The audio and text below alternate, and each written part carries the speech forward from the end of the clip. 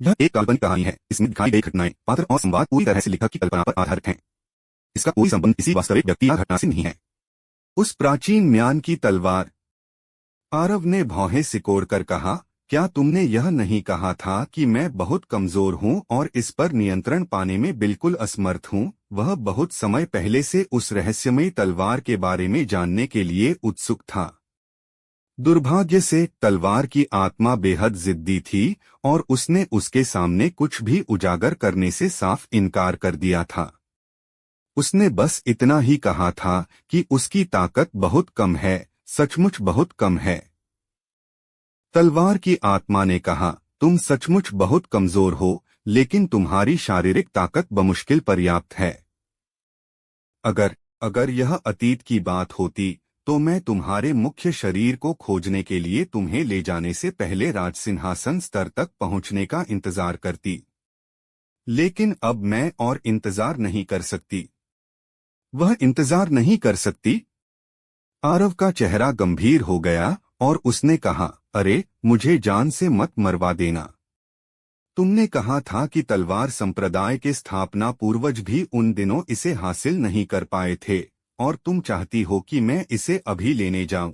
मुझे सच बताओ, क्या तुम मुझे मरवाने की कोशिश कर रही हो? भले ही वह उस तलवार को पाना चाहता था, क्योंकि उसने कहा था कि मृत्युलोक सम्राट कवच या तलवार भी इसके सामने कुछ नहीं थे, फिर भी वह इसे तभी हासिल करना चाहता था जब उसके पास पूर्ण शक्ति हो और सफल होने का पूरा भरोसा हो। अगर मैं अभी इसके लिए गया तो क्या यह अपनी जान दांव पर लगाने जैसा नहीं होगा? आरव की नजरें उसकी तरफ देखते हुए और अधिक शत्रुतापूर्ण हो गईं। यह दैवमार्ग तुम्हें नष्ट करना चाहता है, तलवार की आत्मा ने कहा। आरव ने सिर हिलाया और कहा, मुझे पता है, लेकिन उसका उस तलवार से क्या लेना देना? क्या तुम आकाश को चीरना नहीं चाहते? तलवार की आत्मा की आवाज में वास्तव में एक प्रलोभन था। जब तक तुम मेरे मुख्य शरीर को प्राप्त करके आकाशभेदी आघात तकनीक का इस्तेमाल करोगे, तब तक तुम निश्चित रूप से यहाँ के दैवमार्ग के मूल तत्व को नष्ट करने में सक्षम हो जाओगे। इस तरह तुम युगेंद्र की शक्ति के स्रोत को ही नष्ट कर दोगे। आरव और भी अधिक सतर्क हो गया। क्या यह मुझे जान से मारने की कोशिश कर रही है? लेकिन ऐसा लगता नहीं है। अगर वह मुझे मारना चाहती तो अतीत में उसके पास कई मौके थे, जैसे उस दिन जब मैंने आकाशभेदी आघात तकनीक का इस्तेमाल किया था। अगर उसने उस समय मेरे लिए कोई मुसीबत खड़ी की होती तो मैं निश्चित रूप से मर जाता। लेकिन अगर वह मुझे मारना नहीं चाहती तो वह अब इतनी उतावली क्यों हो रही है? आखिर बात क्या है? आरव ने धीमी आवाज में बात की। उसने कुछ कहने का प्रयास किया, लेकिन आरव ने अपना हाथ हिलाते हुए कहा, मुझे उम्मीद है कि तुम मुझे सच बताओगी। अगर तुम किसी समस्या का सामना कर रही हो और मेरे पास मदद करने की ताकत है तो मैं तुम्हारी मदद जरूर करूंगा। हालांकि अगर तुम मुझे धोखा देने और मेरी मौत के मुंह में भेजने की कोशिश कर रही हो तो मैं चुप नहीं बैठूंगा। तलवार की आत्मा के होंठ थोड़े हिले और अंत में उसने गहरी सांस लेते हुए कहा, पुष्प महल की उस संत के यहाँ आने से इस दुनिया का संतुलन बुरी तरह बिगड़ गया है। उसके इस दुनिया में आने से यहाँ का दैवमार्ग क्षतिग्रस्त हो गया है और जल्द ही कई बुरी चीजें सामने आ सकती हैं। साफ साफ बताओ। आरव ने अपनी भौहें सिकोड़ लीं। उसकी अंतरात्मा कह रही थी कि कुछ बहुत बुरा होने वाला है। मेरा मुख्य शरीर तलवार की पूर्वज स्वॉर्ड प्रिकर्सर कहलाता है और इसका जन्म आदिभंवर के भीतर से हुआ था। दूसरे शब्दों में, इसका जन्म इस दुनिया के पूरी तरह से बनने से पहले हुआ था। मैं इस दुनिया की पहली तलवार हूँ और मेरा निर्माण इस दुनिया की प्राचीन यिन और यांग ऊर्जा से हुआ था। इसलिए मुझे तलवार की पूर्वज कहा जाता है।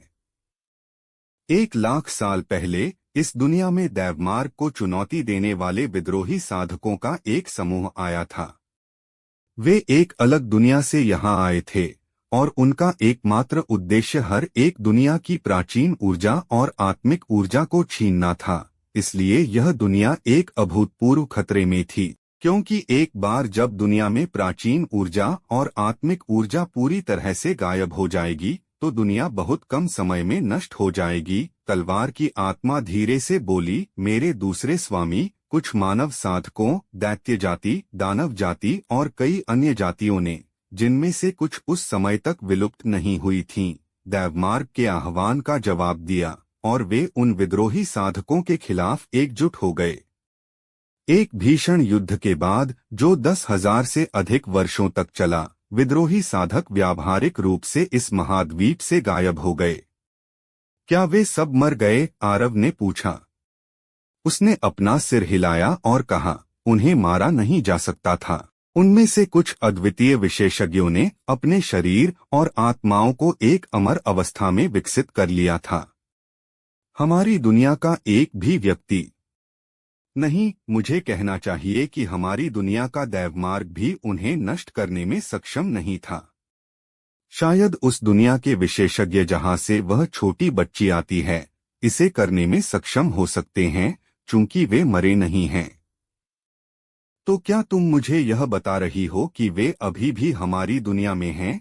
आरव ने थूक निगलते हुए एक घूंट भरा, जबकि उसके भीतर एक बहुत ही बुरा एहसास पैदा हो गया। उसने सिर हिलाया और कहा, मेरे दूसरे स्वामी ने इस महाद्वीप के अनगिनत विशेषज्ञों और दैवमार्ग के साथ मिलकर उन्हें डेमॉन कैटाकॉम्ब्स में बमुश्किल दबाया था, लेकिन ऐसा करने के लिए उनकी सेनाओं को भारी कीमत चुकानी पड़ी थी।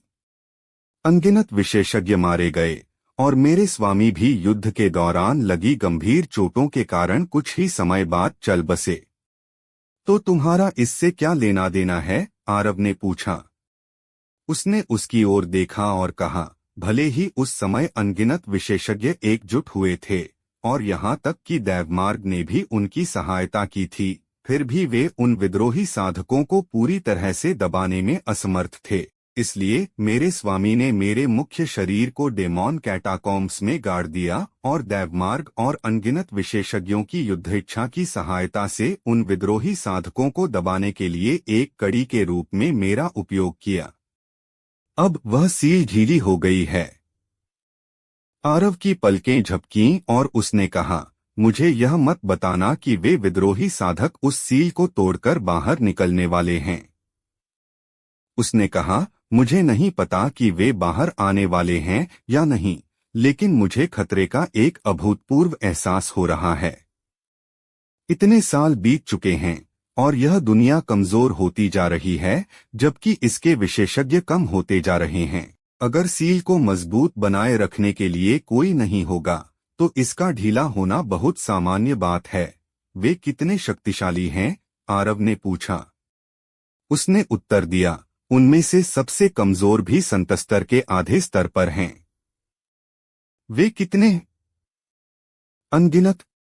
आरव ने ठंडी सांस ली। अगर वे लोग बच निकले तो हम उन्हें कैसे रोकेंगे? तलवार की आत्मा ने उत्तर दिया। क्या तुम जानते हो कि नानजिन और युगेंद्र इस युग में क्यों पैदा हुए हैं? क्योंकि दुनिया ने भी खतरे को भांप लिया है और उसे उन विद्रोही साधकों को फिर से सील करने की आवश्यकता है। इसीलिए नानजिन और युगेंद्र का जन्म हुआ है।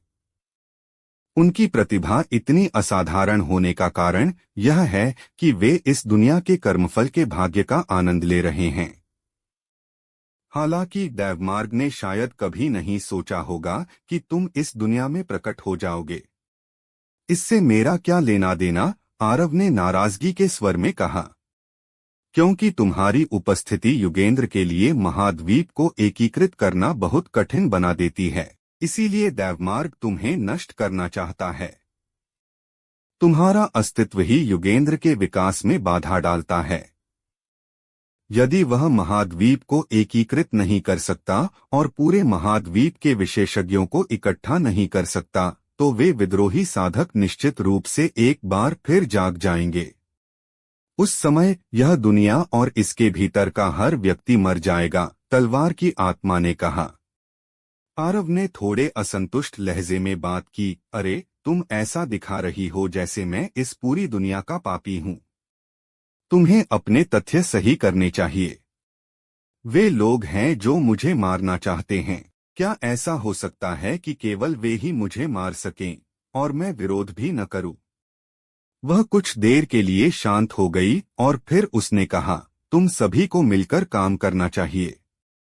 आरव ने ठंडी हंसी हंसते हुए कहा, क्या तुम्हें लगता है कि यह संभव है? अगर तुम युगेंद्र के रास्ते में बाधा बनते रहे तो यह दुनिया सचमुच नष्ट हो सकती है, तलवार की आत्मा ने कहा। आरव ने उत्तर दिया, उससे मेरा क्या लेना देना? अंत में इसे नष्ट करने वाला मैं नहीं हूं। मैं बस इतना जानता हूं कि जो कोई भी मुझे मारने का इरादा रखेगा, मैं उसे मार डालूंगा। अगर दैवमार्ग मेरे अस्तित्व को बर्दाश्त करने से इनकार करता है, तो भले ही वे विद्रोही साधक इसे नष्ट न करें, पर्याप्त शक्ति होने पर मैं खुद इसे नष्ट कर दूंगा। तुम? वह अवाक रह गई। आरव ने उसकी ओर देखा और कहा, अगर मैं गलत नहीं हूं, तो तुम ऐसी तलवार की आत्मा नहीं हो जो इस दुनिया के सभी जीवित प्राणियों को अपनी जिम्मेदारी मानती हो, है ना? आखिरकार अगर तुम ऐसी होती तो तुमने मुझे नहीं बल्कि युगेंद्र को चुना होता, सही कहा ना? तलवार की आत्मा एक पल के लिए शांत रही और फिर उसने कहा, मैं उन विद्रोही साधकों को दबा रही हूं, लेकिन क्या वे उसी समय मुझे रोक नहीं रहे हैं? 1,00,000 साल। मेरा मुख्य शरीर 1,00,000 साल से वहां फंसा हुआ है। जब वह इस बात पर पहुंची तो उसकी आवाज में भारी नाराजगी और गुस्सा साफ झलक रहा था। 1,00,000 वर्ष। आरव ने गहरी सांस ली। किसी को एक ही स्थान पर 1,00,000 वर्षों तक कैद रखना कितना भयानक होगा। कोई आश्चर्य नहीं कि उसके भीतर इतना आक्रोश और प्रतिशोध भरा था। एक सामान्य व्यक्ति तो 1,00,000 वर्षों तक बंधक रहने के बाद शायद पागल हो जाता और उसकी मानसिकता पूरी तरह विकृत हो जाती, है न? तलवार आत्मा ने कहा, मुझे उस समय भी स्थिति खराब होने का आभास हो गया था, लेकिन मैं कुछ नहीं कर सकी क्योंकि मेरे स्वामी और वे अन्य विशेषज्ञ ऐसी शक्तियां थीं जिनका मुकाबला करने की सामर्थ्य मुझ में नहीं थी। इसलिए मेरे पास अपनी चेतना के एक हिस्से को चुपके से अलग करके अपनी म्यान में सुरक्षित रखने के अलावा कोई विकल्प नहीं था। उसके बाद मैं अपने मुख्य शरीर को बचाने का कोई रास्ता खोजने की उम्मीद में डेमॉन कैटाकॉम्ब्स से भाग निकली। हर रात की कहानी, हर दिन का धमाका, सिर्फ स्टोरी हंगामा पर। तो अभी सब्सक्राइब करें और बेल आइकन दबाएं, क्योंकि अगली कहानी आप मिस ना कर पाए। लेकिन मैंने कभी नहीं सोचा था कि यह सिलसिला 1,00,000 वर्षों तक खिंच जाएगा। आरव ने कुछ क्षण गहराई से विचार किया और फिर कहा, पहली बात तो यह है कि मुझे तुमसे पूरी सहानुभूति है। हालांकि तुम्हें यह अच्छी तरह पता होना चाहिए कि तलवार संप्रदाय के स्थापना पूर्वज भी तुम्हारे मुख्य शरीर को वापस नहीं ला पाए थे। क्या तुम्हें नहीं लगता कि मुझे वहां भेजना खुद को मौत के मुंह में धकेलने जैसा होगा? तुमने मेरी बहुत मदद की है और मैं कोई एहसान फरामोश इंसान नहीं हूं। भविष्य में जब मेरे पास पर्याप्त शक्ति होगी तो मैं तुम्हारे मुख्य शरीर को निश्चित रूप से बचाऊंगा, ठीक है? मेरा समय समाप्त हो रहा है, तलवार आत्मा ने धीमी आवाज में कहा। जैसे ही वे विद्रोही साधक उस सील को तोड़ेंगे, वे सबसे पहले मेरे मुख्य शरीर की चेतना को नष्ट कर देंगे। उस समय मैं खुद में नहीं रह जाऊंगी। आरव ने कड़वाहट भरी हंसी के साथ कहा, तुम्हें यह समझना होगा कि यदि हम अभी वहां गए तो सीधे अपनी कब्र की ओर कदम बढ़ाएंगे। तलवार आत्मा ने अपना सिर हिलाया और कहा, जब मैंने कहा था कि तलवार संप्रदाय के स्थापना पूर्वज मुझे बचाने में असमर्थ थे, तो मैं तुमसे झूठ बोल रही थी। ऐसा नहीं था कि वह मुझे बचा नहीं सकते थे, बल्कि उन्होंने मुझे न बचाने का विकल्प चुना, क्योंकि अगर उन्होंने उस समय मुझे बचाया होता तो वह सील निश्चित रूप से टूट जाती और अनगिनत विद्रोही साधक वहां से बाहर निकल आते। उस समय वह भी उन विद्रोही साधकों को रोकने में सक्षम नहीं थे, इसलिए उन्होंने मुझे न बचाने का निर्णय लिया था। तो यह बात थी। आरव काफी देर तक चुप रहा, फिर उसने कहा, अगर हम तुम्हारे मुख्य शरीर को बचा भी लें तो उन विद्रोही साधकों का क्या करेंगे? मैं उनसे कैसे निपटूंगा? सच कहूं तो अगर मैं सक्षम होता तो तुम्हारी मदद जरूर करता, क्योंकि तुम्हारी मदद करना मेरी खुद की मदद करने जैसा है। लेकिन तुम जानती हो कि मैं अभी राज सिंहासन स्तर के विशेषज्ञों का सामना नहीं कर सकता, अर्धसंतों की तो बात ही छोड़ो। और उनमें से सबसे कमजोर भी अर्धसंत स्तर पर हैं। उसने कहा, अतीत में मुझे उम्मीद थी कि तुम अपने मुख्य शरीर को बचाने जाने से पहले पूरी तरह से एक विशेषज्ञ के रूप में विकसित हो जाओगे। लेकिन अब समय वास्तव में हाथ से निकला जा रहा है। भले ही तुम मेरे मुख्य शरीर को न बचाओ, वे विद्रोही साधक फिर भी सील से बाहर आ जाएंगे। एकमात्र अंतर यह होगा कि यदि हम वहां जाते हैं तो तुम्हारे पास मेरे मुख्य शरीर को प्राप्त करने का एक अवसर होगा। इसके विपरीत यदि हम वहां नहीं गए तो मैं इस दुनिया से हमेशा के लिए मिट जाऊंगी, जबकि वे विद्रोही साधक तब भी उस सील से बाहर निकल ही आएंगे। ऐसा लगता है कि मेरे पास कोई और विकल्प नहीं है, आरव ने कड़वाहट से हंसते हुए कहा। हमें इसे जल्द से जल्द करना होगा, तलवार आत्मा ने धीमी आवाज में कहा। आरव ने सहमति में सिर हिलाया। आरव अभी मृत्यु अंधकार खाई से बाहर निकला ही था कि उसे देवांशी डिंग से एक संदेश तंत्र प्राप्त हुआ। जैसे ही उसने उसे पढ़ा, उसकी आंखों में भयानक संधारक इरादा उभर आया, क्योंकि युगेंद्र को अराजकता के महासागर के महासागरीय कबीलों से सहायता मिल गई थी। इस प्रकार युगेंद्र की सेना अराजकता के महासागर के पार उतर चुकी थी और प्राचीन नगर के सामने पहुंच चुकी थी। इस समय प्राचीन नगर बेहद गंभीर संकट की स्थिति में था। आरव की आकृति चमकी और वह शव पूर्वज के साथ प्राचीन नगर की ओर तेजी से बढ़ा। उसके दक्षिणी क्षेत्र में वापस न लौटने का कारण यह था कि जैसे ही देवांशी डिंग को पता चला कि युगेंद्र की सेना वहां पहुंच चुकी है, उसने दक्षिणी क्षेत्र की सेना को एकजुट होने और तुरंत प्राचीन नगर की ओर कूच करने का आदेश दे दिया था। बेशक इस निर्णय को सम्राट और बिस्ट सम्राट दोनों का पूरा समर्थन प्राप्त था। इस समय व्यावहारिक रूप से दक्षिणी क्षेत्र के सभी दिग्गज प्राचीन नगर की ओर बढ़ रहे थे। विशेष रूप से जब आरव महापर्वत श्रृंखला के ऊपर से उड़ा तो उसने देखा कि डार्क बिस्टो की एक विशाल और घनी लहर प्राचीन नगर की ओर बढ़ी जा रही थी। पहाड़ कांप रहे थे। शुरुआत में सम्राट और बिस्ट सम्राट सर्वोच्च हन साम्राज्य के खिलाफ अंतिम सांस तक लड़ने के लिए पूरी तरह से तैयार नहीं थे, क्योंकि दोनों पक्षों के बीच का अंतर वास्तव में बहुत बड़ा था। शायद अगर वे महापर्वत श्रृंखला को अपनी सीमा बनाकर पूरी ताकत से उसकी रक्षा करते तो उनके पास एक मौका होता। हालांकि अगर दोनों सेनाओं के बीच आमने सामने की टक्कर होती तो दक्षिणी क्षेत्र के पास सफलता का कोई मौका नहीं था।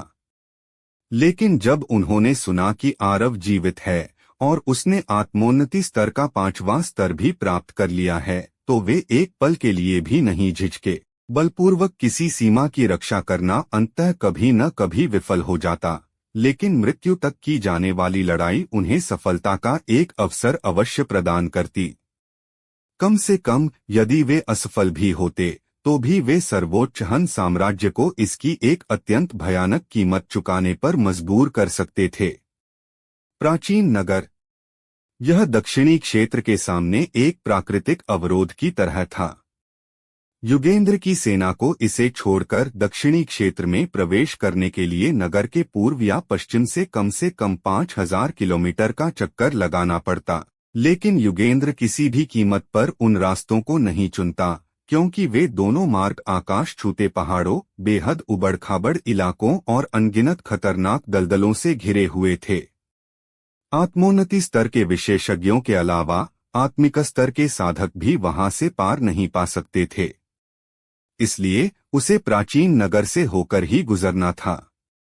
प्राचीन नगर की नगर प्रमुख हवेली, महाचिन साम्राज्य की नयनतारा, तलवार संप्रदाय की दिव्या और देवांशी डिंग और डार्क बिस्ट साम्राज्य का एक गठीला और मजबूत व्यक्ति कमरे में बैठे थे। उनके अलावा जियानिया नगर प्रमुख हवेली का प्रतिनिधित्व कर रही थी। हमारे प्रारंभिक अनुमानों के अनुसार सर्वोच्च हन साम्राज्य अपने साथ कम से कम 15,000 आत्मोन्नति स्तर के विशेषज्ञ, लगभग 6 लाख आत्मिक स्तर के योद्धा और राजा स्तर के अनगिनत गूढ़ साधक लाया है। वे व्यावहारिक रूप से केंद्रीय क्षेत्र के सभी दिग्गज हैं, देवांशी डिंग ने धीरे से बोलते हुए कहा। दूसरी ओर हमारे पास कुल मिलाकर 5,000 से भी कम आत्मोन्नति स्तर के विशेषज्ञ हैं। जहां तक आत्मिक स्तर के योद्धाओं का सवाल है, हमारे पास केवल 2 लाख के करीब हैं, जबकि हमारे पास मौजूद राजा स्तर के विशेषज्ञों की संख्या सर्वोच्च हन साम्राज्य के राजा स्तर के विशेषज्ञों की तुलना में 5% भी नहीं है। देवांशी डिंग की बात सुनकर कमरे में मौजूद सभी लोगों के चेहरे थोड़े विवर्ण हो गए, क्योंकि उनकी शक्तियों के बीच का अंतर वास्तव में बहुत बड़ा था। देवांशी डिंग ने कहा, हालांकि हमारे पास प्राचीन नगर जैसा प्राकृतिक अवरोध है, इसलिए यदि हम केवल रक्षा करें और आक्रमण से बचें, तो हम कुछ समय तक टिके रह सकते हैं। लेकिन आप सभी को यह पता होना चाहिए कि केवल रक्षात्मक मुद्रा में बने रहना कोई दीर्घकालिक योजना नहीं है। हमें युगेंद्र को बार बार पीछे हटने पर मजबूर करना होगा। जब तक यह सिलसिला लंबे समय तक चलेगा, केंद्रीय क्षेत्र के उन संप्रदायों और कुलों के भीतर पीछे हटने की इच्छा जागृत होने लगेगी, और जैसे ही उनके विचारों में मतभेद पैदा होगा, हमारे लिए अवसर सामने आ जाएगा। नयनतारा ने कहा, लेकिन समस्या यह है कि क्या हम तब तक नगर की रक्षा कर पाएंगे? देवांशी डिंग ने मुस्कुराते हुए कहा, यह कठिन नहीं है। कठिन काम यह है कि हम अपने बीच किसी भी तरह का मतभेद पैदा होने से कैसे रोकें। मुझे विश्वास है कि आप जिन शक्तियों का प्रतिनिधित्व कर रहे हैं, उन्होंने सर्वोच्च हन साम्राज्य के खिलाफ अंतिम सांस तक लड़ने का संकल्प लिया है। हालांकि मैं यह जानना चाहती हूं कि क्या वे छोटे संप्रदाय और कुल जो आपके पक्ष में आए हैं, वे भी ऐसा ही महसूस करते हैं? डार्कबिस्ट साम्राज्य के उस मजबूत व्यक्ति ने दृढ़ता से कहा, मेरे डार्कबिस्ट साम्राज्य के डार्कबिस्टों में कोई भी गद्दार कुल नहीं है। बाकी सभी शांत रहे, विशेषकर नयनतारा। अनगिनत कुल और छोटी शक्तियां थीं जिन्होंने महाचिन साम्राज्य से संरक्षण मांगा था। भले ही उन्होंने अभी साम्राज्य के प्रति अपने समर्थन की घोषणा की थी, लेकिन कोई भी इस बात की गारंटी नहीं दे सकता था कि उनका निर्णय बदलेगा नहीं। नयनतारा को उन पर बिल्कुल भी भरोसा नहीं था, क्योंकि महाचिन साम्राज्य ने पहले ही गुप्त रूप से कुछ ऐसे कुलों को नष्ट कर दिया था जो साम्राज्य के प्रति दुर्भावना रखते थे। इस बीच देवांशी डिंग ने कहा, सर्वोच्च हन साम्राज्य के खिलाफ जाने के अलावा हमें अपने पक्ष की शक्तियों से भी सावधान रहना होगा, क्योंकि एक बार जब युगेंद्र हमारे ऊपर अंदर और बाहर दोनों तरफ से हमला करने में सफल हो गया, तो यह निश्चित रूप से हमारे लिए एक महाविनाश होगा। क्या आप सबको लगता है कि नगर पर कब्जा करने के बाद युगेंद्र हमें छोड़ देगा? वह कभी नहीं छोड़ेगा, क्योंकि हमें मारने के बाद पूरा मृत्युलोक उसके नियंत्रण में होगा। इसलिए कृपया उन कुलों और शक्तियों से सावधान रहें जो आपके पाले में शामिल हुए हैं। जैसे ही आपको लगे कि उनके इरादे ठीक नहीं हैं, बिना किसी पुख्ता सबूत के इंतजार किए उनका समूल विनाश कर दें। ऐसा करने से शायद कई कुलों और शक्तियों में घबराहट पैदा हो जाएगी और हमारे प्रति नफरत बढ़ जाएगी। नयनतारा ने भौहें सिकोड़ते हुए कहा, हम अभी अत्यंत कठिन समय में हैं, इसलिए हम केवल कठोर तरीकों का ही उपयोग कर सकते हैं, देवांशी डिंग ने कहा। ठीक उसी क्षण उसके सामने के स्थान में एक कंपन हुआ और फिर देवांशी डिंग की भौहें तन गईं। क्या हुआ? नयनतारा ने पूछा। देवांशी डिंग खड़ी हुई, उत्तर दिशा की ओर देखा और भारी आवाज में कहा, हमारे जासूसों की रिपोर्ट के अनुसार अजीब कपड़े पहने 2 पुरुष और 1 महिला युगेंद्र की सेना के बीच प्रकट हुए और फिर युगेंद्र की सेना नगर से ठीक 50 मीटर पहले रुक गई। तुम्हारा क्या मतलब है? जियानिया ने पूछा। देवांशी डिंग ने कहा, युगेंद्र की सेना के बीच पहुंचने के बाद उन्होंने एक ही काम किया। उन्होंने सेना के भीतर ही 1 दर्जन से अधिक आत्मोन्नति स्तर के विशेषज्ञों को मार डाला। यह तो एक अच्छी बात है, जियानिया ने कहा। यह साबित करता है कि वे उसके दुश्मन हैं। देवांशी डिंग ने अपना सिर हिलाया और कहा, उन आत्मोन्नति स्तर के विशेषज्ञों को मारने के बाद भी युगेंद्र की जवाबी हमला करने की हिम्मत नहीं हुई और उसने उन्हें अपने निवास स्थान के भीतर आमंत्रित भी किया। हमारे जासूसों की रिपोर्ट के मुताबिक उन्होंने बेहद अजीब कपड़े पहन रखे हैं और वे मृत्युलोक महाद्वीप के किसी भी क्षेत्र के पहनावे जैसे नहीं लगते। इसके अलावा वे तीनों अत्यंत अहंकारी थे। खैर, मैं उम्मीद करती हूं कि इसके कारण कोई और नई समस्या खड़ी न हो। युगेंद्र का निवास स्थान। तुम इस युग के मृत्युलोक सम्राट हो। एक व्यक्ति जिसके कपड़े विभिन्न प्रकार के अजीब प्रतीकों से ढके हुए थे, उसने युगेंद्र की ओर देखते हुए बात की। उसी तरह के कपड़े पहने एक अन्य पुरुष और क्रिस्टल नीले रंग की पोशाक पहने एक महिला उसके बगल में खड़ी थी। कितनी धृष्टता है। इसी बीच युगेंद्र के शिविर के भीतर एक सैनिक गुस्से से चिल्लाया। हालांकि उसने अपनी बात पूरी भी नहीं की थी कि उस व्यक्ति ने अपनी उंगली घुमाई और एक अजीब प्रतीक हवा में लहराता हुआ आगे बढ़ा। उस सैनिक का चेहरा बदल गया और उसने तुरंत अपने सामने एक स्थानिक ढाल का निर्माण किया। हालांकि उस ढाल का उस प्रतीक पर कोई प्रभाव नहीं पड़ा और वह सीधे उसके शरीर के भीतर समा गया। बूम! वह 5वें स्तर का आत्मोन्नति स्तर का विशेषज्ञ अचानक फटकर चीथड़ों में बिखर गया और फिर वह प्रतीक वापस उस व्यक्ति के हाथ में लौट आया। वहां मौजूद सभी लोगों के चेहरे के रंग उड़ गए, जबकि युगेंद्र का चेहरा पूरी तरह से विकृत और बदसूरत हो गया। उसने उन्हें अपने निवास स्थान में प्रवेश करने की अनुमति इसलिए दी थी क्योंकि उसने महसूस किया था कि वे अत्यंत शक्तिशाली और रहस्यमयी थे और वह उन्हें अपने पक्ष में मिलाना चाहता था। लेकिन उसने यह उम्मीद कभी नहीं की थी कि वे उसे पूरी तरह से नजरअंदाज कर देंगे और उसके सामने ही उसके अधीनस्थों की हत्या कर देंगे। ठीक उसी समय जब वहां मौजूद सभी लोग उन तीनों विशेषज्ञों पर टूट पड़ने वाले थे, उस व्यक्ति ने एक आदेश टोकन निकाला और उसे युगेंद्र की आंखों के सामने लहराया। युगेंद्र ने भौहें सिकोड़ी और फिर उस आदेश टोकन पर नजर पड़ते ही वह अत्यंत हिंसक आवाज में बोला, अब तुम लोगों को कोई नहीं बचा सकता। हालांकि तभी उनके सामने अचानक एक वृद्ध व्यक्ति प्रकट हुआ और उस आदेश टोकन को देखकर उसके चेहरे पर एक जटिल और स्तब्ध कर देने वाला भाव उभर आया। उसने कहा, दैवमार्ग आदेश टोकन। मैंने कभी नहीं सोचा था कि इसका वास्तव में अस्तित्व है। आप सभी पावन भूमि से हैं। दोस्तों, स्टोरी को लाइक, शेयर व सब्सक्राइब कर दिया करो जिससे मुझे मोटिवेशन मिलता है। आखिरकार कोई ऐसा मिला जो अज्ञानी नहीं है, भले ही वह एक 9th रैंक राजसिंहासन स्तर के विशेषज्ञ के सामने खड़ा था, फिर भी उस युवक के चेहरे पर सम्मान का एक अंश भी दिखाई नहीं दे रहा था। इसके अलावा युगेंद्र ने इस बात का बिल्कुल भी बुरा नहीं माना। इसके विपरीत जब उसने उस युवक के मूल निवास की पुष्टि की तो उसके चेहरे पर एक आत्मीय मुस्कान उभर आई। यह दृश्य देखकर युगेंद्र और अन्य लोगों के चेहरे उतर गए। आखिर इनका पृष्ठभूमि क्या है? तुम इस दुनिया में क्यों प्रकट हुए हो? युगेंद्र ने पूछा। युवक ने कहा, इस दुनिया में एक संतस्तर के विशेषज्ञ के जबरन आगमन के कारण विनाश विद्रोही अधिपतियों पर लगी सील ढीली हो गई है।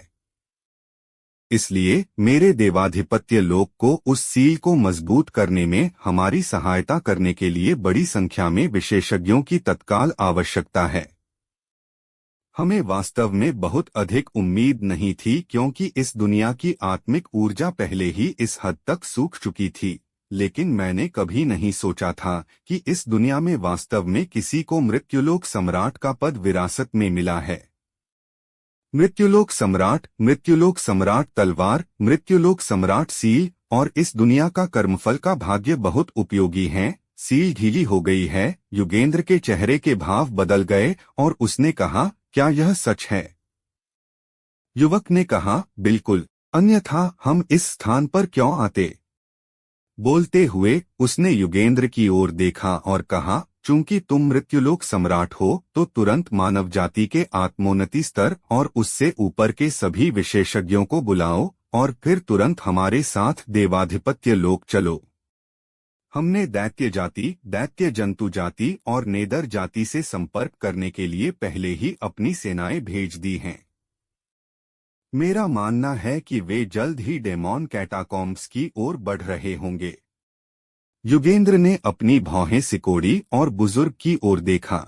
बुजुर्ग ने भारी आवाज में कहा, 1 लाख से अधिक वर्ष पहले इस महाद्वीप पर विनाश विद्रोही अधिपतियों का एक समूह प्रकट हुआ था और उन्होंने हमारी दुनिया को लगभग नष्ट कर दिया था। उस समय विशेषज्ञों के एक समूह ने सेना में शामिल होकर अंततः उन विनाश विद्रोही अधिपतियों को डेमॉन कैटाकॉम्ब्स नामक स्थान पर दबाने में सफलता प्राप्त की थी। उसके बाद उन विशेषज्ञों के वंशज वहीं रहने लगे और पीढ़ियों से उन विनाश विद्रोही अधिपतियों की रखवाली कर रहे हैं। जब वह इस बिंदु तक बोला तो युगेंद्र एक पल के लिए रुका और फिर उसने कहा, उस समय महाद्वीप के सभी निवासी इस बात पर सहमत हुए थे कि एक बार जब दैविक विध्वंस आदेश टोकन जारी हो जाएगा तो सभी शक्तियों और जातियों को इसके धारक के आदेशों का पालन करना होगा, अन्यथा उन्हें गद्दार माना जाएगा और देवाधिपत्य लोक को हमारी दुनिया में आने और उस गद्दार को नष्ट करने की अनुमति होगी। तो इस महाद्वीप पर एक और अज्ञात शक्ति मौजूद थी। युगेंद्र को अपने दिल में काफी असहजता महसूस हुई। उसने सोचा था कि सर्वोच्च हन साम्राज्य व्यावहारिक रूप से पूरे महाद्वीप में एक असाधारण अधिपति की तरह था, लेकिन उसने कभी नहीं सोचा था कि महाद्वीप पर देवाधिपत्य लोक नामक कोई स्थान भी अस्तित्व में था। इसके अलावा जिस तरह से उसके पूर्वज व्यवहार कर रहे थे, देवाधिपत्य लोक की ताकत शायद सर्वोच्च हन साम्राज्य से भी बेहतर थी। वह सम्मानित मृत्युलोक सम्राट दूसरों के आदेशों का पालन करने के लिए कैसे तैयार हो सकता था? युगेंद्र बस मना करने ही वाला था कि तभी बुजुर्ग की आवाज अचानक उसके दिमाग में गूंज उठी, मुझे पता है कि तुम अनिच्छुक हो, हालांकि यह तो भूल ही जाओ कि हमारा सर्वोच्च हन साम्राज्य देवाधिपत्य लोक का विरोध करने में असमर्थ है। हम शायद दैत्य जाति और दैत्य जंतु जाति के साथ सेना में शामिल होने के बाद भी उनका विरोध करने में असमर्थ होंगे। क्या तुम जानते हो कि हमारा सर्वोच्च हन साम्राज्य उन सभी वर्षों पहले तलवार संप्रदाय के स्थापना पूर्वज को पीछे हटाने में क्यों सक्षम रहा था? यह हमारे साम्राज्य के विशेषज्ञों के कारण नहीं था, बल्कि इसलिए था क्योंकि देवाधिपत्य लोक से कोई उन्हें रोकने के लिए आगे आया था। इसलिए तलवार संप्रदाय के स्थापना पूर्वज ने देवाधिपत्य लोक को सम्मान दिया और मेरे सर्वोच्च हन साम्राज्य को नष्ट नहीं किया। युगेंद्र स्तब्ध रह गया। उसने हमेशा सोचा था कि तलवार संप्रदाय के स्थापना पूर्वज इसलिए पीछे हट गए थे क्योंकि वह सर्वोच्च हन साम्राज्य के लिए कोई मुकाबला नहीं थे, लेकिन उसने कभी नहीं सोचा था कि यह वास्तव में देवाधिपत्य लोक के कारण था। यह एक ऐसी शक्ति है जिससे तलवार संप्रदाय के स्थापना पूर्वज भी डरते थे। यह वास्तव में कितनी भयानक है। इस बीच उस युवक ने युगेंद्र की ओर देखा और कहा, समय बहुत कम है। हमारे पास बर्बाद करने के लिए बहुत समय नहीं है। मानव दुनिया के सभी आत्मोन्नति स्तर के विशेषज्ञों को जल्दी से इकट्ठा करो और फिर हमारे साथ देवाधिपत्य लोक की ओर चलो। तुम्हारे पास मृत्युलोक सम्राट तलवार, मृत्युलोक सम्राट सील है और तुम मानव दुनिया की आस्था ऊर्जा को भी एकत्र कर सकते हो। यह हमारे लिए अत्यंत उपयोगी है। इस बीच युगेंद्र ने कहा, अमर देवदूतों, ऐसा नहीं है कि हम सहयोग करने से इनकार कर रहे हैं, बल्कि मुझे डर है कि हम ऐसा करने में असमर्थ हैं। युवक ने अपनी भौहें सिकोड़ी और कहा, तुम्हारा क्या मतलब है? बुजुर्ग ने युगेंद्र की ओर देखा और युगेंद्र उसका इरादा समझ गया। उसने तुरंत कहा, मुझे यह कहते हुए काफी शर्मिंदगी हो रही है कि जब मैं मृत्युलोक सम्राट हूँ तो मैं फिलहाल पूरी मानव दुनिया को आदेश देने में असमर्थ हूँ।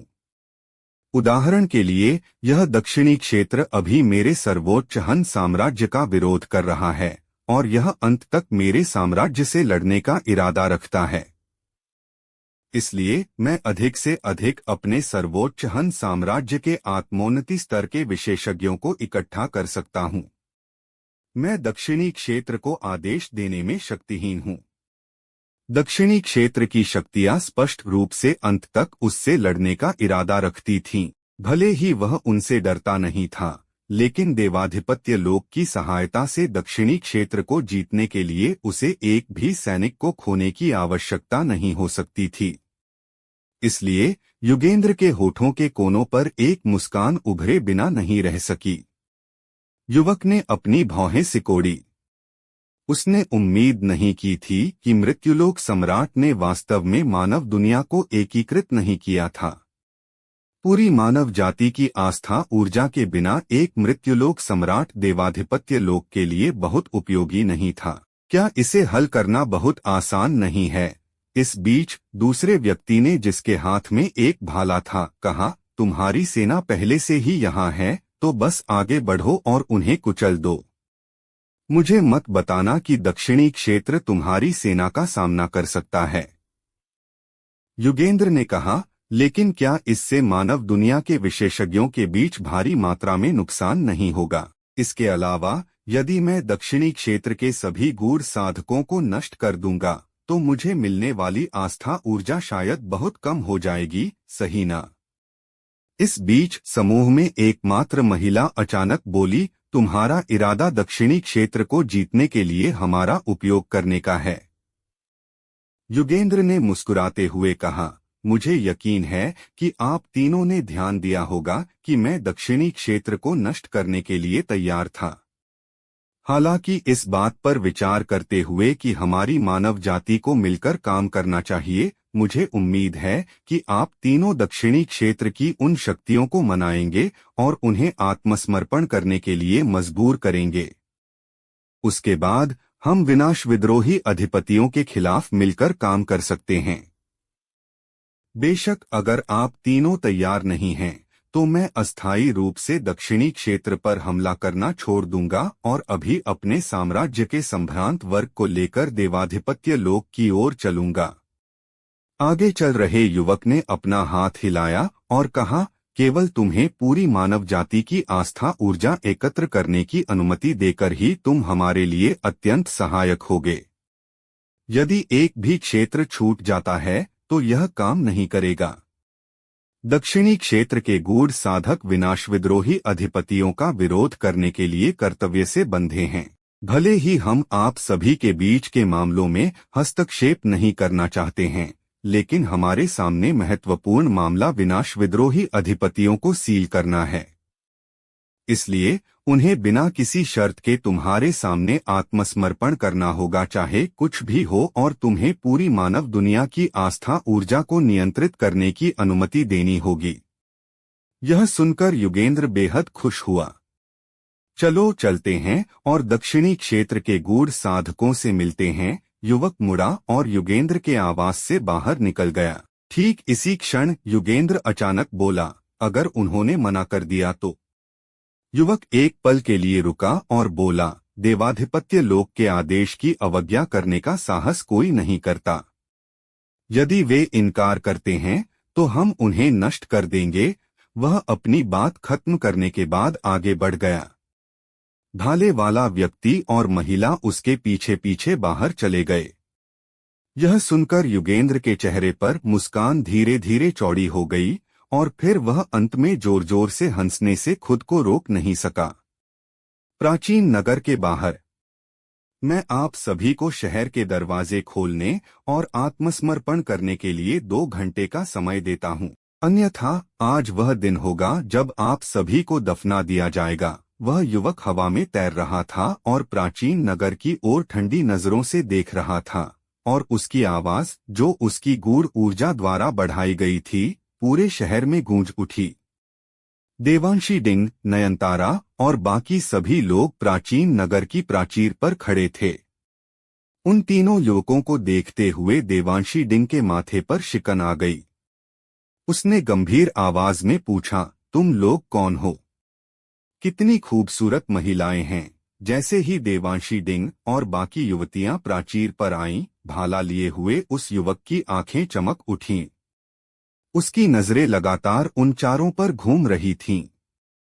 उसने कहा, वाह वाह, मुझे उम्मीद नहीं थी कि इस गूढ़ महाद्वीप के लोग भले ही उतने काबिल न हों, लेकिन यहाँ सुंदरियों की कोई कमी नहीं है।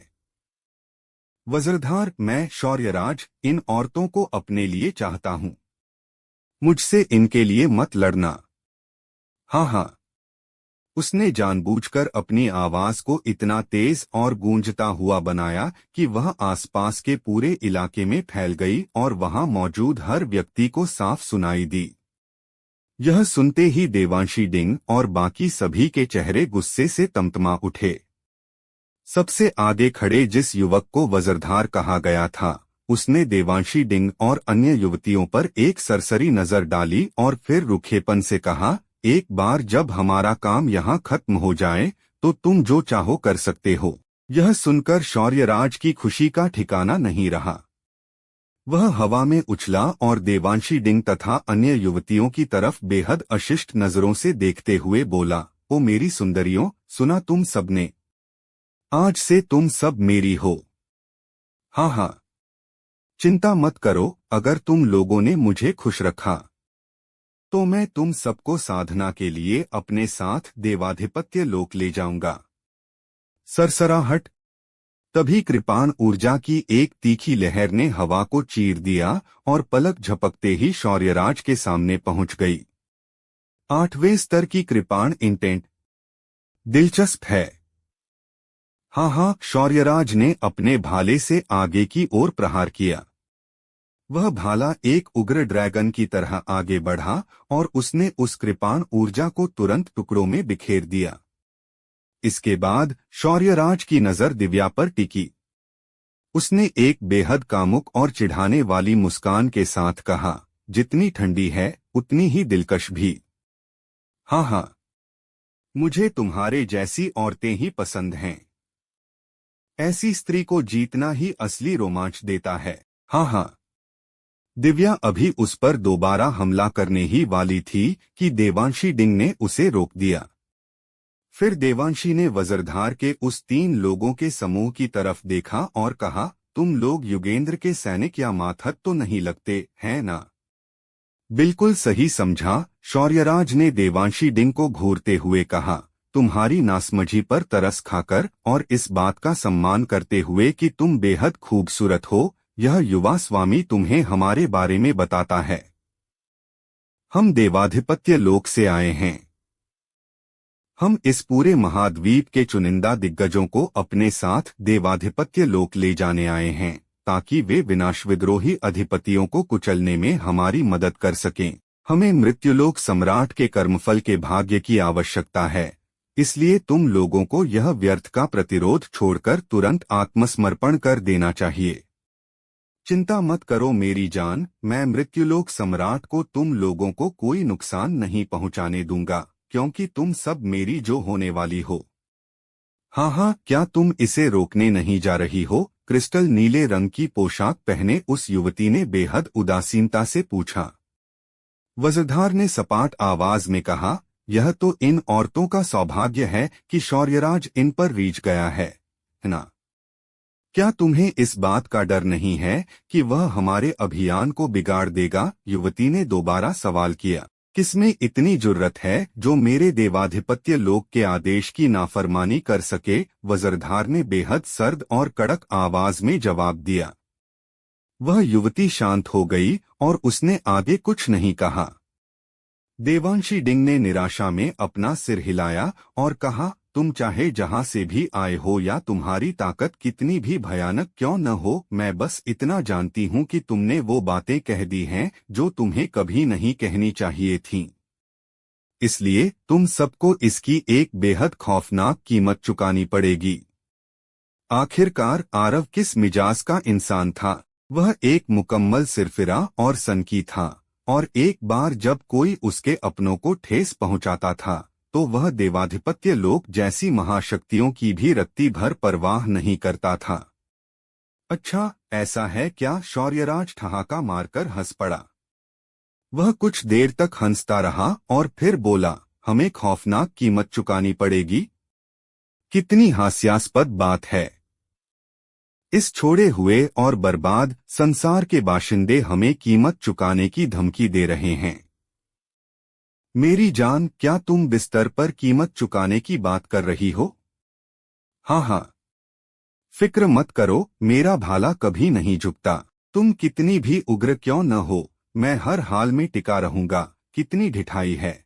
इसी बीच डार्कबिस्ट साम्राज्य के एक प्रतिनिधि ने गुस्से में दहाड़ लगाई और वह शहर की प्राचीर से नीचे कूद गया। हवा में ही उसका शरीर एक विशाल धधकते हुए लाल शेर में बदल गया और वह पूरी ताकत से शौर्यराज पर टूट पड़ा। तुम खुद मौत को दावत दे रहे हो। शौर्यराज के होठों पर हिकारत भरी मुस्कान उभर आई। उसने फुर्ती से अपने भाले से वार किया। एक विशाल काले ड्रैगन की आकृति भाले से निकली और उस धधकते लाल शेर से जा टकराई। धड़ाम! वह लाल शेर दर्द से कराह उठा और हवा में ही उसका संतुलन बिगड़ गया। उसका भारी शरीर दूर जा गिरा और जमीन से टकराया। कितने कमजोर हो तुम लोग! शौर्यराज ने तिरस्कार से अपना सिर हिलाया और फिर उसकी आकृति किसी टूटते तारे की तरह तेजी से नीचे उस शेर की तरफ झपटी ताकि उसे खत्म कर सके। सरसराहट! ठीक इसी पल दिव्या हवा में प्रकट हुई और एक ठंडी रोशनी की किरण कौंधी। कृपाण ऊर्जा की एक विशाल और तीखी लहर आसमान को चीरती हुई शौर्यराज पर बरसी। हो! शौर्यराज ने ठंडी हुंकार भरी और अपने हाथ में थामे भाले को तेजी से घुमाया। एक सुनहरी रोशनी चमकी और उस कृपाण ऊर्जा से पूरी ताकत के साथ टकरा गई। बूम! हवा में दोनों की ताकतें एक भयानक विस्फोट के साथ नष्ट हो गईं। शौर्यराज ने मुस्कुराते हुए कहा, सुंदरी, तुम्हारी ताकत वाकई काबिले तारीफ है और तुम्हारी वह कृपाण भी बेहतरीन है। आओ जरा मुझे भी इसका स्वाद चखने दो। अपनी बात खत्म करते ही लिन तियान ने उस लाल शेर का पीछा छोड़ दिया और पूरी रफ्तार से दिव्या की तरफ बढ़ा। दिव्या की आंखें सिकुड़ गईं। उसकी सूक्ष्म छाया कृपाण बिजली की तेजी से म्यान से बाहर आई और कृपाण ऊर्जा की एक भयानक लहर आगे बढ़ी। वह लहर जहां से भी गुजरी वहां का अंतरिक्ष मानो फटने लगा और प्राचीन नगर के ऊपर आसमान में एक बहुत लंबी दरार साफ दिखाई देने लगी। उस औरत की ताकत सचमुच असाधारण है, वज्रधार ने निष्पक्ष भाव से टिप्पणी की। लेकिन बदकिस्मती से वह शौर्यराज का मुकाबला नहीं कर पाएगी, है ना? उस युवती ने कहा। उस मृत्युलोक सम्राट के अलावा क्या इस पूरे महाद्वीप में हमारी ही साधना के स्तर पर कोई ऐसा है जो हमारा सामना कर सके? और अगर वह मृत्युलोक सम्राट भी इस पूरे महाद्वीप के कर्मफल के भाग्य को इकट्ठा नहीं कर पाता तो क्या वह हमारे सामने एक चींटी की तरह नहीं होगा? वज्रधार ने बेपरवाही से कहा। वह युवती खामोश रही क्योंकि वज्रधार की बातें पूरी तरह सच थीं। दिव्या के इस भयानक हमले से पैदा हुए दृश्य को देखकर शौर्यराज की आंखों में भी हैरानी की एक झलक कौंधी। उसने कहा, सुंदरी, मुझे पहले नहीं पता था कि तुम्हारे भीतर इतनी काबिलियत है। लेकिन बड़े भाई के सामने यह सब नाकाफी है। खैर, अब बड़े भाई के पास तुम्हारे साथ इस खेल को और लंबा खींचने का वक्त नहीं है। शौर्यराज ने अपनी बात खत्म करते ही अचानक अपने भाले को गोल घुमाया। उसके भाले की नोक के पास का स्थान तुरंत विकृत हो गया और भाले की अनगिनत परछाइयां आसमान में छा गईं। पल भर में ही उन्होंने दिव्या की कृपाण ऊर्जा को छिन्न भिन्न कर दिया। उसी समय शौर्यराज अचानक दिव्या के बिल्कुल सामने आ गया और उसका भाला उसकी तरफ बढ़ा। हालांकि इस बार उसने भाले की नुकीली नोक के बजाय उसके पिछले हिस्से का इस्तेमाल किया था ताकि वह उसे घायल न करे बल्कि पकड़ सके। दिव्या, संभलो! देवांशी डिंग का चेहरा पीला पड़ गया। वह दिव्या को बचाने के लिए किसी को भेजने ही वाली थी कि तभी क्षितिज से तलवार की ऊर्जा की एक प्रचंड किरण बिजली की रफ्तार से उस ओर लपकी। प्राचीर पर खड़ी देवांशी डिंग और अन्य युवतियों ने जैसे ही उस तलवार की ऊर्जा को देखा, उनकी जान में जान आई और उन्होंने राहत की सांस ली। उस क्रिस्टल नीले रंग की पोशाक वाली युवती का चेहरा भी उस तलवार की ऊर्जा को देखकर बदल गया। उसके हाथ में मौजूद तलवार से अचानक एक तीखी गूंज उठी और वह म्यान के भीतर ही इस तरह थरथराने लगी मानो वह खुद ब खुद बाहर निकलकर युद्ध में कूदना चाहती हो। वज्रधार के चेहरे के हाव भाव भी बदल चुके थे और उसके हाथ में एक अजीब सा प्रतीक बेहद तेज गति से घूमने लगा था। तलवार की ऊर्जा की उस प्रचंड किरण का सीधा निशाना शौर्यराज था। अपने पीछे से आ रहे इस बेहद शक्तिशाली दबाव को महसूस करते हुए शौर्यराज तुरंत पीछे घूमा और उसने अपनी पूरी ताकत समेटकर अपने भाले से उस तलवार की ऊर्जा पर प्रहार किया। बूम! शौर्यराज उस प्रहार के झटके से 300 मीटर पीछे जा गिरा। जिस हथेली से उसने भाला थाम रखा था वह बीच से फट गई थी और उसका ताजा खून लगातार भाले से नीचे बह रहा था। शौर्यराज का चेहरा पल भर में हिंसक और भयानक हो गया। ठीक इसी समय आरव और शव पूर्वज वहां प्रकट हुए। यह आरव है, यह आरव है। हे भगवान! वह अभी भी जिंदा है। वह मरा नहीं है। हाँ हाँ, हाँ हाँ, आरव जिंदा है। वह वापस आ गया है। अब जब आरव यहाँ है तो युगेंद्र की कोई बिसात नहीं है। हाँ हाँ हाँ, आरव, आरव, आरव। आरव को देखते ही प्राचीन नगर की प्राचीर पर मौजूद हर सैनिक और नागरिक खुशी से झूम उठा और पूरा मैदान नारों से गूंज उठा। सच तो यह है कि इससे पहले जब वे सर्वोच्च हन साम्राज्य की विशाल सेना का सामना कर रहे थे तो उन्हें अपनी जीत की कोई उम्मीद नजर नहीं आ रही थी। लेकिन जैसे ही आरव वहां आया, उन सभी को लगा कि अब सर्वोच्च हन साम्राज्य उनका कुछ नहीं बिगाड़ सकता। ही। शव पूर्वज के गले से एक अजीब और डरावनी हंसी निकली।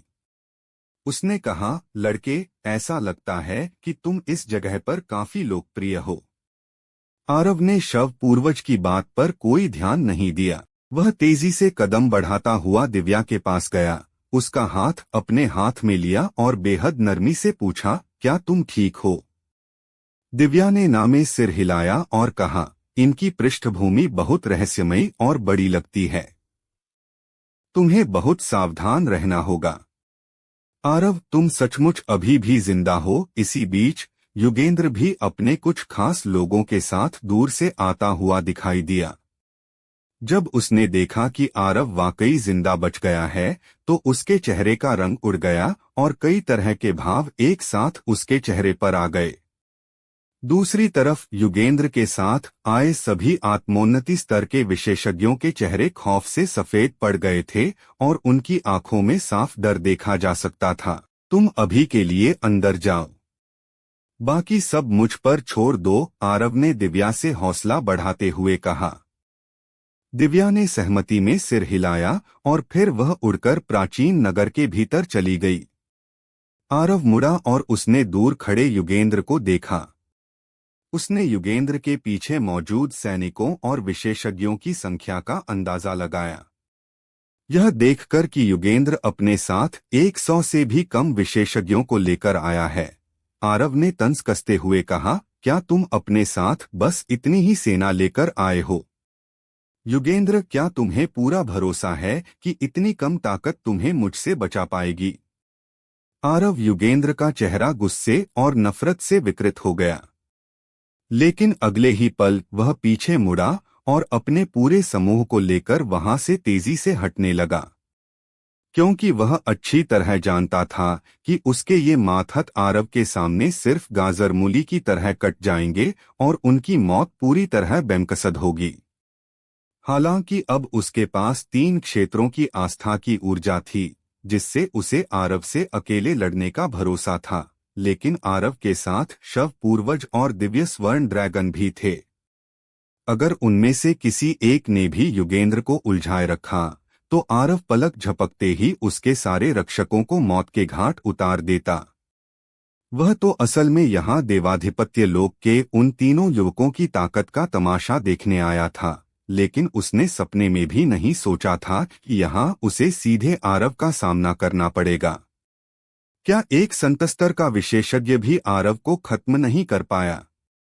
युगेंद्र ने गुस्से में अपनी मुट्ठियां इतनी जोर से भींची कि उसकी नसों में खिंचाव आ गया। भले ही वह आरव को अपने हाथों से मारना चाहता था, लेकिन उसे इस कड़वी हकीकत को स्वीकार करना ही था कि नाजिन और उसके खुद के अलावा पूरे महाद्वीप में ऐसा कोई आत्मोन्नति स्तर का योद्धा नहीं था जो आरव के कदमों को रोक सके। रही बात देवाधिपत्य लोक के उन 3 दूतों की, तो सच तो यह था कि युगेंद्र को उनकी काबिलियत पर जरा भी भरोसा नहीं था। मृत्युलोक सम्राट रुको। ठीक इसी समय वज्रधार ने कड़क कर कहा, क्या तुम इस दक्षिणी क्षेत्र पर फतह हासिल नहीं करना चाहते? फिक्र मत करो, हम तीनों यहाँ मौजूद हैं। मैं भी तो देखूं कि किसकी जुर्रत होती है जो हमारे सामने खड़े होने की हिम्मत करे।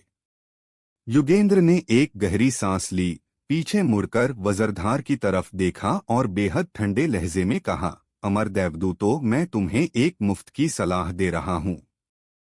अगर अपनी जान की खैर चाहते हो और यहाँ बेमौत नहीं मरना चाहते तो वापस जाओ और अपने साथ और सेना लेकर आओ। अपनी बात पूरी करते ही युगेंद्र वहां एक पल भी नहीं रुका।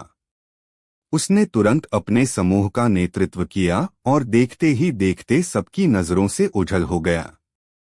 यह देखकर वज्रधार का चेहरा गुस्से से काला पड़ गया।